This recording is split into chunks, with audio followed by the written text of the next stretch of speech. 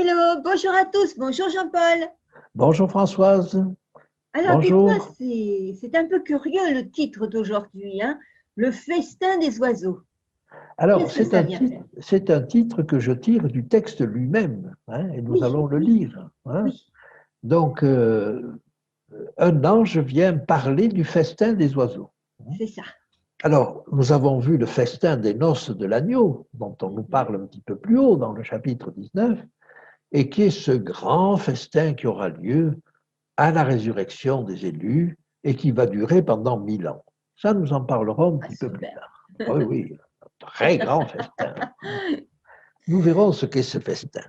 Mais là, on nous parle d'un autre festin, beaucoup plus ponctuel, beaucoup plus court, qu'on appelle le festin des oiseaux. Et laissez-moi vous lire ce texte à partir du verset 17 du chapitre 19. Et je vis un ange qui se tenait dans le soleil, et il cria d'une voix forte, disant à tous les oiseaux qui volaient par le milieu du ciel, venez, rassemblez-vous pour le grand festin de Dieu, afin de manger la chair des rois, la chair des chefs militaires, la chair des puissants, la chair des chevaux et de ceux qui les montent, la chair de tous, libres et esclaves, petits et grands. Je vais m'arrêter là pour l'instant avec ces deux versets, parce qu'après, nous arrivons à la description de la bête et du faux prophète et de leur armée. Mais on peut lire le début. Et je vis la bête et les rois de la terre et leur armée rassemblés pour faire la guerre à celui qui était assis sur le cheval et à son armée. Et donc on voit, si vous voulez, quelle est cette guerre. On pourrait penser que c'est une guerre armée, mais pas du tout. La guerre, elle est entre les puissances du mal, qui sont les plus nombreuses, et puis, d'un autre côté, le peuple de Dieu. Et le peuple de Dieu qui n'a pas d'autre arme que cette épée qui sort de la bouche de celui qui est assis sur le cheval, c'est-à-dire la parole de Dieu. C'est ça, son arme. Voyez. Et l'arme de Dieu, rappelez-vous, on l'avait vu, je crois, au chapitre 6, avec l'ouverture des sceaux, l'arme de Dieu, c'est sa parole, mais c'est son peuple. Et c'est comparé à l'arc, à la flèche. Vous voyez, cette flèche qu'il va pouvoir envoyer sur ses ennemis, c'est son peuple. C'est Zacharie qui nous décrit ça au chapitre 9, mais c'est également ce qui nous est décrit dans l'Apocalypse 6. Vous voyez? Donc voilà les armes de Dieu. Et on va reconnaître la chose de la manière suivante. Regardez, je vis un ange qui se tenait dans le soleil. Alors pourquoi dans le soleil? C'est le soleil levant, c'est-à-dire céleste. Et là paraît un ange puissant qui se tient dans le soleil. En général, quand on voit un ange puissant qui se tient dans le soleil, on pense à Jésus. Est-ce que c'est une autre manière de représenter Jésus? Je ne sais pas, mais il dit d'une voix forte à tous les oiseaux qui volaient par le milieu du ciel, venez, rassemblez-vous pour le grand festin de Dieu. Texte étonnant. Texte étonnant parce que le festin de Dieu, c'est aussi ce que nous verrons, c'est le festin des noces de l'agneau. Mais il appelle les oiseaux là parce que les hommes vont se tuer entre eux, avec des conséquences incroyables, si vous voulez. Mais on va voir ce qui se passe là. Rassemblez-vous pour le grand festin de Dieu. Nous avons un texte parallèle qui se trouve dans Ézéchiel, dans le prophète Ézéchiel. Alors, lui fait partie des grands prophètes. Ézéchiel 39. Et nous avons là une description qui ressemble bien à celle qui nous est donnée là pour le retour de Jésus. Oh, on peut faire certains parallèles, mais j'aimerais vous lire à partir du verset 17, dans ce chapitre 39 d'Ézéchiel. Et toi, fils de l'homme, ainsi parle le Seigneur l'Éternel, dis aux oiseaux, à tout ce qui a des ailes, et à toutes les bêtes des champs, réunissez-vous, venez, rassemblez-vous de toutes parts, pour le sacrifice que j'immole pour vous des victimes, grand sacrifice sur les montagnes d'Israël. Vous mangerez de la chair et vous boirez du sang. Vous mangerez la chair des héros et vous boirez le sang des princes de la terre, béliers, agneaux, boucs, taureaux engraissés sur le basan. Alors, vous voyez, tous ces animaux représentent des hommes et des grands sur cette terre. Donc, il n'y aura pas que des petits, là, tout le monde y participe. Vous mangerez de la graisse jusqu'à vous en rassasier, et vous boirez du sang jusqu'à vous enivrer. Et à ce festin de victimes que j'immolerai pour vous, vous vous rassasierez à ma table de la chair des chevaux et des cavaliers, de la chair des héros et de tous les hommes de guerre, dit le Seigneur l'Éternel. Je manifesterai ma gloire parmi les nations, et toutes les nations verront les jugements que j'exercerai, et les châtiments dont ma main les frappera. Mais vous avez compris, et nous avons compris, que ça n'est pas Dieu qui frappe directement.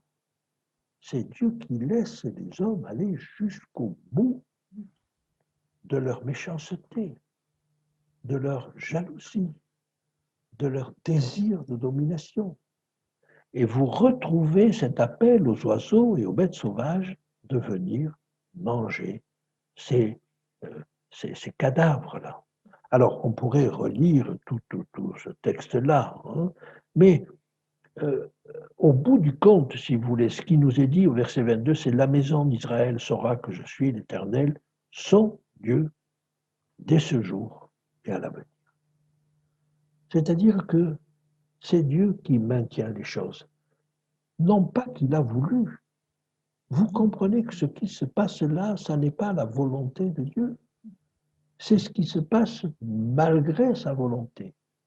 Mais il en a la maîtrise parce qu'il savait que ça allait arriver et il l'a prédit. Donc il savait, il n'est pas surpris, il n'est pas pris de court par ce qui arrive. Voyez. Et il y a là ce festin. Et c'est un festin parce que c'est la démonstration que Dieu avait raison, qu'il avait vu juste. Vous savez, il y a toujours des gens pour penser que l'intelligence de l'homme va permettre de résoudre tous les problèmes, que l'intelligence de l'homme va le faire sortir de la guerre et de cette confrontation perpétuelle, que l'intelligence de l'homme va lui permettre de surmonter toutes les difficultés. Il en a la possibilité, effectivement, mais en réalité, c'est sa cupidité, c'est son orgueil, c'est sa méchanceté qui va l'empêcher d'arriver au résultat. Mais Dieu a permis que l'homme découvre des quantités de choses et ça aurait pu tourner à l'avantage de l'homme. Eh bien non, ça a tourné à l'avantage de quelques-uns dans l'humanité qui en profitent pour écraser le reste. Ça tourne à l'avantage de quelques vendeurs d'armes qui vont vendre des armes dans le monde entier. Mais quand vous vendez des armes, vous multipliez les morts. Oh, vous ne les tuez pas vous-même. Vous ne les tuez pas vous-même. Vous vendez des armes simplement parce qu'on vous les demande. Vous êtes responsable, vous avez votre part de responsabilité. Et ainsi de suite. Donc, si vous voulez, je ne veux pas insister davantage, mais voyez, c'est ça, le festin des oiseaux. C'est la démonstration aux yeux de tous et aux yeux du ciel entier que Dieu savait où tout cela aboutirait. Il en avait la maîtrise de ce côté-là, mais ça n'est pas du tout son désir. C'est sa volonté, oui, sans l'être. C'est sa volonté de montrer qu'il avait raison, qu'il savait, mais ça n'est pas sa volonté que les hommes s'entretuent. Alors voilà, la preuve est faite. Nous arrivons, si vous voulez, à la preuve de tout ce que Dieu avait annoncé. Mais il faut que ça soit jugé, il faut que ça soit compris par les hommes. Ça, c'est la suite qui nous le dira. Et j'aimerais, si vous voulez, qu'on termine là sur notre passage avec le verset 18. Ils vont manger la chair des chefs militaires, des puissants, tous ceux qui pensaient dominer le monde, tous ceux qui pensaient peut-être apporter une solution. Leurs solutions sont vaines. Il n'y a pas de solution politique au problème de notre monde. Il n'y a pas de solution économique. Il n'y a pas de solution religieuse à notre monde. Il y a une solution. C'est le changement de cœur. Si l'homme ne change pas de cœur, il ne peut pas résoudre ses problèmes. Et Dieu propose à ceux qui veulent bien le suivre pour changer de cœur de les sauver, mais de les sauver individuellement, de venir les prendre, de venir les retirer du foyer, de venir les retirer du feu, si vous voulez, et les retirer de cet immense brasier, de cette immense catastrophe qui se prépare pour l'ensemble de la planète. Alors voilà, on arrive là et il nous reste encore à voir la fin du chapitre. La fin du chapitre avec les derniers versets qui sont importants et nous allons voir comment ça se termine, cette affaire-là. Et après, nous verrons ce qui se passe après le retour de Jésus, parce que c'est tout aussi important. Tout à fait. Et on a hâte de vous écouter. En tout cas, merci pour ces éclaircissements et à très bientôt à tous.